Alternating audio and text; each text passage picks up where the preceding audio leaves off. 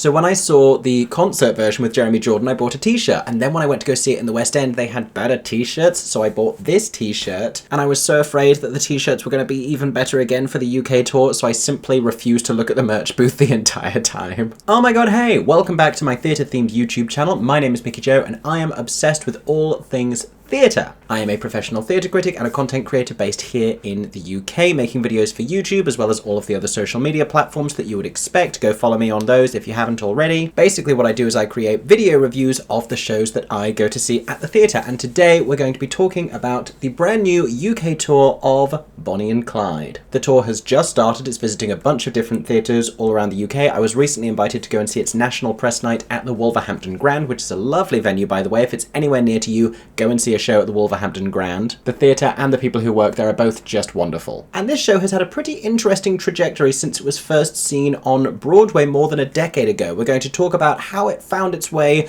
towards a more accepting UK audience in just a bit. But for now, if you enjoyed today's video, make sure to subscribe to my theatre-themed YouTube channel and comment down below with your thoughts about Bonnie and Clyde. Have you had a chance to see the tour yet? Are you planning to see it at a later tour stop? Did you get to see either of its West End runs? What do you think about this show? Share your thoughts below. For now though, let me tell you what I thought about the new UK tour of Bonnie and Clyde.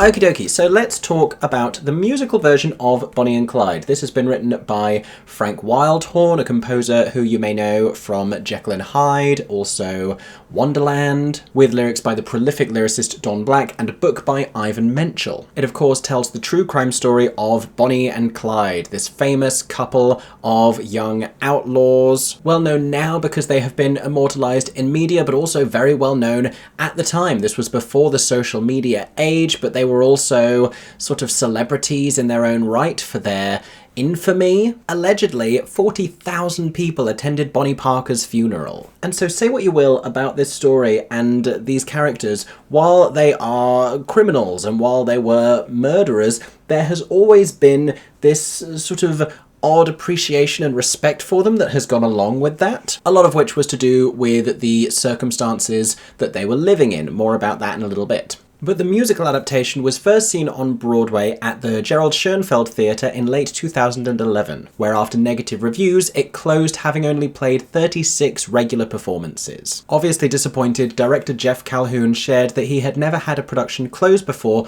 while it was still playing to audiences like a hit. But if the show's fan appeal felt futile in 2011, around a decade later, it would prove to be its resurrection. Because in January 2022, a concert version of the show was staged at Theatre Royal Drury Lane. It was originally set to be a reunion of the show's original Broadway stars, Jeremy Jordan and Laura Osnes. This changed due to dubious decision-making, and it ended up being Jeremy Jordan opposite Frances Mailey McCann, then rising West End star. Interesting footnote here, this concert was filmed for release, but we haven't actually seen the pro shot. I have no idea what's happened to this or if we're ever going to actually see it, but it was definitely filmed at the time. I saw the cameras. In any case, after this concert's second performance, it was announced that a full West End run would follow later that year at the Arts Theatre, starring Frances Mailey McCann, who would eventually be joined by new leading man Jordan Luke Gage. And it's this production which would find an audience and become a real West End success. It sold very well at the Arts Theatre. It then returned the following year to the Garrick Theatre, after which this UK tour was announced. So this is the production, directed and choreographed by Nick Winston, and even for a show whose material is more than 10 years old now,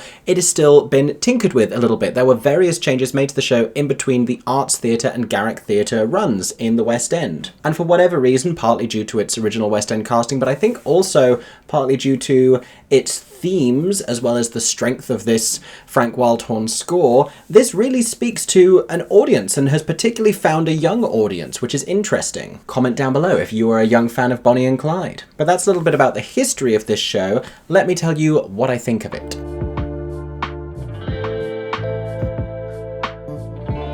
So I enjoy Bonnie and Clyde. I feel like I'm at the point with it now where it lives in a kind of a guilty pleasure area of my brain, right up there alongside Phantom of the Opera. And I say that because it has its similarities, oddly enough. You know, the strength of the thing is predominantly its score, it's this epic romance, and the way that the material is doesn't necessarily depict the themes with the intensity or the tension or the drama that they ought to be staged with. What I mean by that is, for this to be a story about Bonnie and Clyde set during the Great Depression, and, you know, they end up on this path towards criminality and eventually murder. Everything's getting more and more severe and intense. The show itself is not really all that dark. It has its brief moments, but it's also just as comic. It's probably funnier than it is intense. And it chooses quite deliberately to focus on the periods of emotional connection between these central four characters in between the various shootouts and robberies. Like, we get a little bit of those sequences, but for the most part, it's the relationships that we fixate on, which is a very Frank Wildhorn thing to do, to be honest. Jekyll and Hyde kind of has the same thing. Again, a show that lives in the guilty pleasure part of my musical theatre-loving brain. And so once you appreciate it for what it is, I really enjoy Bonnie and Clyde. I don't think it's necessarily the best way of telling the story if you're going to this expecting dramatic intensity. That's not what it's giving you consistently. It's a little more light-hearted and romantic than you might expect. It's sort of an unconventional romance in that way, because you don't know whether or not you really ought to be rooting for these two. Now, I mentioned that this was a quartet of characters, so we have not only Bonnie and Clyde, but we also have Clyde's brother, Buck Barrow. At the beginning of the show, he and Clyde are both incarcerated, but have both escaped from jail, after which Buck reunites with his wife, Blanche. She works at a local hair salon, and she is a devout Christian. She is horrified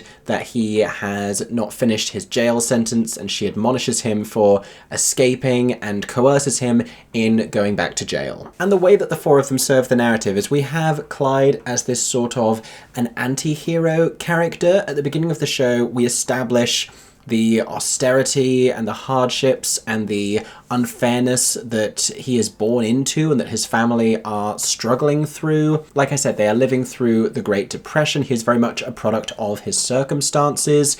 In that way, even when he is incarcerated for the second time, there are various abuses and injustices inflicted on him during his time in prison, both by other prisoners as well as by the people working there. Prison guard, that's the word I was looking for. It paints a very morally grey and dubious picture, one in which we can not necessarily endorse his behaviour, but we can understand it at least. Then you have Bonnie, who humanises him even further, as well as having an entire character of her own. She doesn't just go along for this ride, she is entirely participatory in it. She wants things in life. She is determined. She wants to be this glamorous movie star. She wants to see her face up on the silver screen. She wants to be an it girl. She wants to have her poems published. And though she didn't necessarily plan for a life of crime, it's ultimately her association with Clyde that becomes the doorway through which all of that is made possible for her. And though at the beginning she leveled these occasional protestations, you see how quickly she is coerced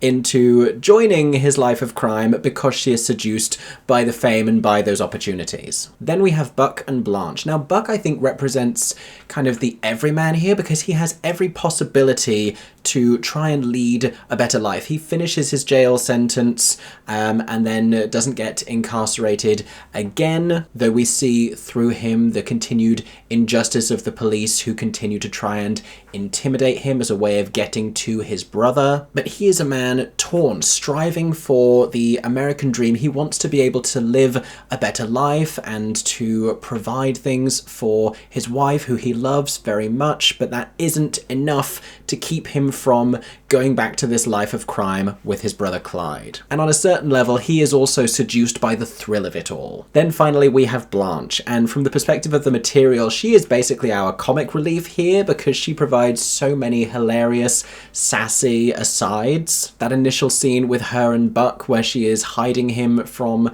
the police when they come looking for him and then telling him off for escaping is so funny. It completely sets the tone for what her character is going to be, though there are some unexpected moments of heartbreaking humanity. And I mentioned Frank Wildhorn's score briefly, but I want to talk about it in a little more detail because I feel when this production was reviewed last in the West End, not enough credit was given to the strength of this score. Songs like Raise a Little Hell and When I Drive are so blood-pumpingly exciting. Then you have beautiful ballads like Dying Ain't So Bad being the obvious one, but even the song that Blanche sings to Buck when she's trying to convey this very ordinary life that she would love to have with him. That's a beautiful song. And I maintain Frank Wildhorn does nothing better than write a stonkingly good duet for two female voices. And in this show, that song is called Love Who You Love. It's so good. One of my biggest complaints about the show's material, aside from just the scope of the story that it decides to tell,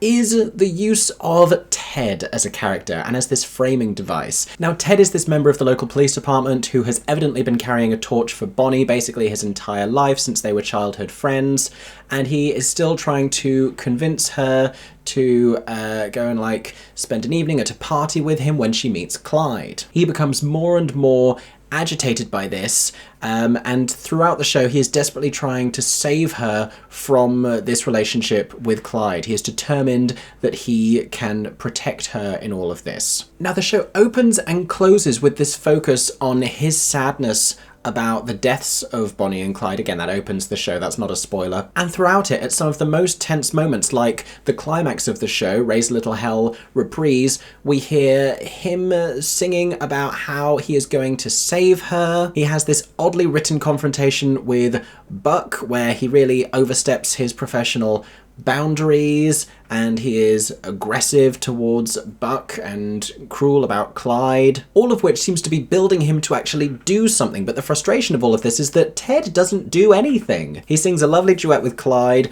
about loving Bonnie, but he is basically ineffectual within the confines of this plot. He shows up after they've been gunned down and looks sad about it. He is only ever reactionary, so it makes no sense for him to have these moments where he seems spurred into action when he doesn't do anything. He affects nothing within this plot. But let me tell you a little bit more about this production specifically from Nick Winston and how it works on tour.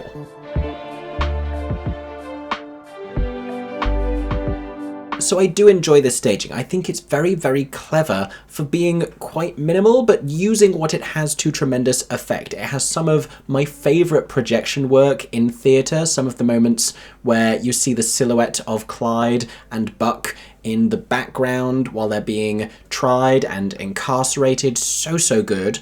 I do feel that generally where they've had to expand the size of the set for the Wolverhampton Grand where I saw it, and this is going to vary at various different touring theatres, it did start to feel just a little bit too spacious, and some of the scenes, they just started to feel a little bit sparse furniture-wise, like we just have a chair alone on a very large stage. I didn't feel that at the Arts or the Garrick. I started to feel that here. Now, one of the changes made for this show when it went from the Arts to the Garrick is that they cut the child actors who used to play young Bonnie and Clyde at the beginning of the show. I did prefer it that way. I understand the logistical benefit of A, not having those extra young members of the cast, and B, not touring with them, but it's sad to lose that opportunity for young actors at the same time. And I also don't love the way that this initial sequence has been rewritten. I would kind of rather not have them playing really young versions of themselves, because it seems a little bit unusual. It doesn't quite fully come across that that's what they are doing. They don't seem to be playing as young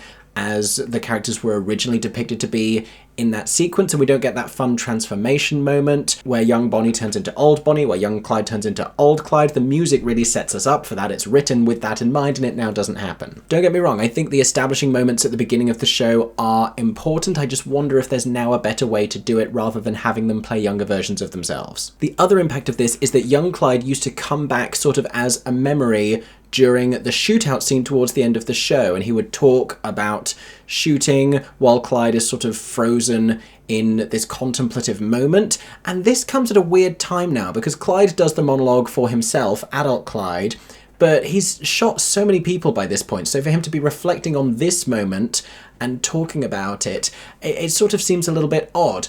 Alternatively, there's a moment earlier in the show where he shoots someone for the first time out of necessity because they're about to shoot him, but this is not really part of his plan. He just robs people at gunpoint, but he's never killed anyone before. That, I think, probably ought to be where the monologue should come about shooting. I do really enjoy Mr. Winston's choreography. We only get really full dance in a couple of moments. God's Arms Are Always Open and Made in America at the start of the second act. This is a really pivotally important song and sequence because it contextualizes Bonnie and Clyde's actions with regard to the depression that they were living through. Finally, and though this is really more of a complaint about the material, if we're going to tinker with the show, can we please cut or redistribute the song song What Was Good Enough For You, or What Was Always Good Enough For You. This comes in the second act, where Bonnie and Clyde are returning to their family homes and reflecting on the lives that their parents were able to give them and how they weren't satisfied with that, and they have to go out and get more for themselves, even if that means taking it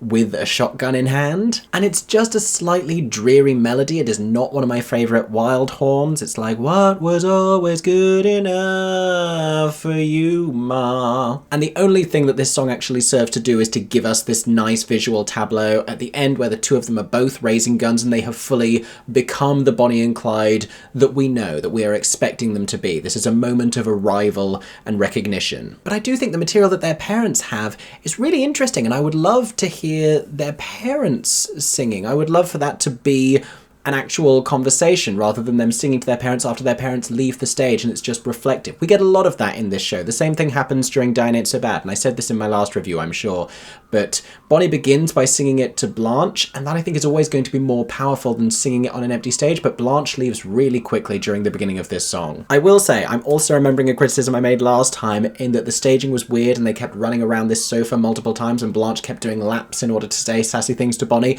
They have tidied that up very neatly. But of course, one of the biggest differences from the West End to the tour is going to be this completely all new cast. So let me tell you about these performances.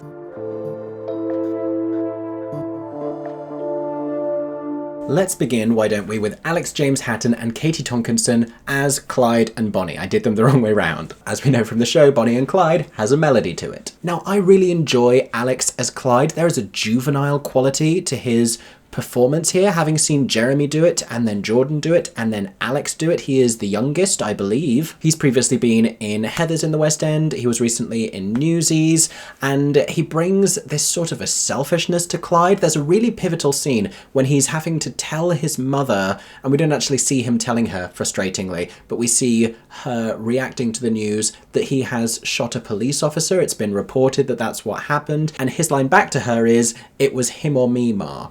And Jordan did this with a sort of a weary resignation, but acceptance. He's worked through it for himself. And Alex has a very interesting different take on it, where he's sort of accusatory and he's still in defense of it completely. And he's like, well, it was him or me. And he's like almost insulted that she would ask and not immediately take his side. It's a very juvenile quality, which works because that's also how Katie is playing Bonnie. The two of them feel very young, and appropriately so, because Bonnie and Clyde were really young. They were in their early 20s. The romantic chemistry between the two of them, and I'm sure that they never got up to quite as much in the one little bedroom sequence that they have in the West End. This seemed to be just a little bit more detailed, I will say. You don't see anything. It's not like graphic, but things were implied, and I don't remember it being quite that much in the West End, but you know, why not? And the two of them felt fiery and passionate, but also foolish. There was this foolish quality to both of them where you could tell they weren't really making these decisions for the right reasons. Nothing was really thought out. I don't think either of these characters have the space to feel too emotionally mature or cerebral. Otherwise, they become a lot more malicious in their decision making. They have to feel selfish. They have to feel young and foolish, and they did. Raise a Little Hell is a defining turning point for Clyde, and where predecessors in the role have really sort of like turned into this hardened monster, Alex at the beginning feels so much like a child again, like he's been reduced to this boyish role and he's just acting out of rage and anger, and that's a really interesting way to play that scene. And Katie's Bonnie, I think, may have been my favourite acting performance of the entire show. She just does such a good job. She really understands, again, the selfishness of Bonnie, the motivations of Bonnie, the fact that she is so driven by what it is that she wants. The power balance between the two of them in their relationship is so important to get right, and they get that, I think, perfect in this production. She gives just as much as she gets, and the moment where she finds out that he is killed for the first time and she wants to leave to save her own career prospect, and she is resentful of him in the moment, and then kind of becomes intoxicated by the love and the passion of it all again and instantly changes her mind. That, I think, is a defining moment for her. I also very much enjoy the quality of her vocals on some of the earlier numbers. It's not necessarily the most like thunderously belty version of Dying Ain't So Bad I've ever heard, but the tone feels very appropriately like country music-esque. It's normally something we only hear in the Blanche material, but I really like it on Bonnie's stuff. And her versions of How About a Dance and Love Who You Love, I thought beautiful. Let's talk about Blanche and Buck next then. So you had Catherine Tyldesley currently playing the role of Blanche and Sam Ferriday, who is playing Buck. Sam, I will say, reads older than Alex on stage. He feels like a much older brother under different circumstances. They could probably play father and son, even though they're nowhere accurate to that in age. He and Catherine also have a really lovely rapport. What Sam plays particularly well is the thrill and the joy of returning to criminality with Clyde. And you see him really being pulled emotionally by Blanche in the scenes leading up to this, but when he finally gives in and goes back to it all, he is just so excited to be living that lifestyle. And I think that's a really important quality in unlocking his slightly puzzling character motivations. Catherine I really enjoy. She finds different comic moments to her predecessors in the role. One of my favourite things she does at the beginning of the show is when she starts to sing her first song, and she is making sure he's paying attention, and so this lyric is normally, "We can spend our whole lives hiding, Buck," and she makes it, "We can spend our whole lives hiding, Buck," and it's so good. There are little moments like that throughout, but they're not necessarily like big stomp on them laugh lines, and I'm torn as to whether or not that's better, because it feels a little more naturalistic and a little less like musical theatre comedy, but at the same time we could be getting bigger laughs if the rhythm was just a little bit different. As an example to this, when Buck has agreed to go back to jail, Blanche is talking about how she's going to be fine financially in his absence, and she's saying no matter how hard things get, women always find money for their hair. There's a line after this where she says, I think it's Eleanor's kids haven't had real milk in months, but that woman still gets her colour done. And I think she just hits the first bit, the women always have money for their hair, as the punchline, so the follow-up doesn't have quite as much weight. It's little things like that. But, and oh my goodness, when the emotional material comes later on for Blanche, it is heartbreaking. It is just devastating. It is so well done. It is so authentic. If there is any love, I believe, on that stage, it is how desperately and ferociously she loves her husband. I also enjoy her vocals, and she is historically, I believe, more of an actress than a singer, and I think she could trust her voice more, because you can feel a little bit of the vocal reluctance in the first song, Going Back to Jail, and then when she sings Love Who You Love with Bonnie later on, she has this particular high bit where she has to sing, and you never think what's down this road when the fairy tale seems real, and she gives it some welly on that out of necessity, and I'm like, that's the voice that you can use in that first song. I think she's only going to get more vocally comfortable in this role, but again, the only qualm is like a power quality. The tone and the accent throughout are so deliciously Dolly Parton, which is exactly where this role lives. But if we're talking about vocals, we need to have a conversation about Jaz Ellington, who plays the preacher. And I have heard a lot of great voices sing this role and sing these songs. He sings God's Arms Are Always Open and Made in America. And I am going to sit here today and tell you I have never heard a more thrilling vocal rendition of either of those. He does such a good job. It feels like this sort of authentic gospel style. It feels like I'm in church. And if you are someone who enjoys like vocal options and added riffs and runs, which guilty, then you're going to find a lot to love about this, because oh my gosh, the fluidity of these riffs, it made me think like this is someone who is allowed to add notes and different ideas and options into a song, and unless you can do it that well, there simply is no point. Finally, let's talk ensemble standouts. Callum Henderson's couple moments in the show are really great. When he faints during probably my favourite comic scene in the show, when Bonnie and Clyde are signing autographs for the first time, and when their celebrity status is starting to emerge as they are doing these robberies. It's such a hilarious offbeat sequence. The whole humour at gunpoint thing, and the way that Callum plays it, absolutely perfect. Also, West End cast member Lauren Jones has returned to the cast. She is also going to be alternate Bonnie at certain performances every week, and Nathaniel Landskroner, who I saw in Waitress and Heathers, who I think is hugely talented, he is going to be alternate Clyde. So if you see one of those performances, you're going to be in for a treat. But Lauren remains this brilliant standout in the show's ensemble, particularly when she's playing Trish in the salon scene at the beginning. But a real breakout performance for me came from Jasmine Beale. Now, Jasmine, I think, was last seen on stage as Heather McNamara in Heathers at the Other Palace. She is playing Bonnie's mum, principally, in this production, as well as some other ensemble roles. And she does such a great job with this characterization. She doesn't feel nearly old enough to be playing this role, but she manages to convince you with this stern, maternal quality I have never seen from her before. I thought she was marvellous. And again, found a really interesting alternative characterization. There's a scene at the end where Daniel Reed Waters, who I will say was like very touchingly sentimental, and again, lovely voice, as Ted, he goes to tell her about what's going to happen to Bonnie and Clyde and let her know that they've found out that they've been coming back to visit their families. And she is sweeping the porch and saying she can't keep it clean, which is clearly all kinds of a metaphor.